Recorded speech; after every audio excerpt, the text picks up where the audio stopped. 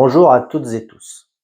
Vous avez découvert depuis peu l'ensemble des fiches emploi avec leurs cotations associées. Celles-ci entreront en vigueur au 1er janvier 2024, date d'application de la nouvelle convention de la métallurgie. La CFE-CGC vous accompagne au travers de petites vidéos à visée pédagogique afin de vous permettre de mieux appréhender ce changement historique dans notre secteur d'activité.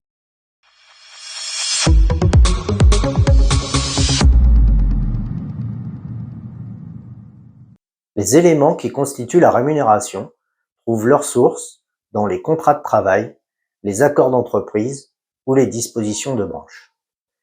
Le barème des salaires minima hiérarchiques est défini par la Convention. Les salaires minima hiérarchiques sont définis en fonction du niveau de classification de l'emploi occupé par le salarié. Le barème des salaires minima hiérarchiques de la branche s'impose aux entreprises. En revanche, toutes les autres dispositions relatives à la rémunération sont supplétives, d'où l'importance des négociations dans l'entreprise. C'est le rôle de la CFE-CGC.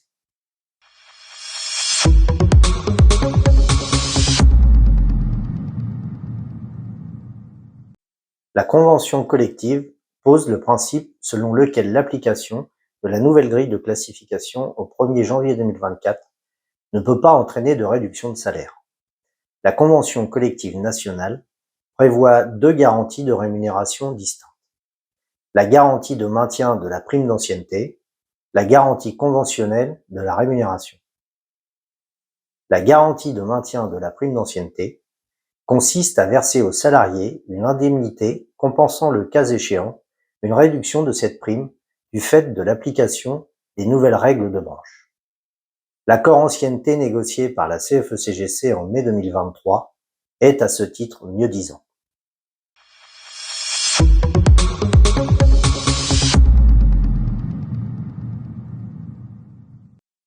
La garantie conventionnelle s'applique si le salarié, du fait de l'application des règles de la nouvelle convention, voit sa rémunération annuelle baisser parce que les contreparties aux suggestions sont moindres. Pour appliquer la garantie conventionnelle de rémunération, il faut calculer le salaire annuel de référence perçu en 2023 et les années suivantes, les assiettes annuelles de comparaison.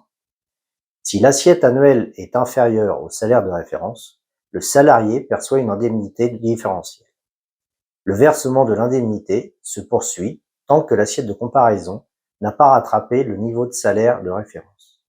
Elle s'éteint ensuite définitivement.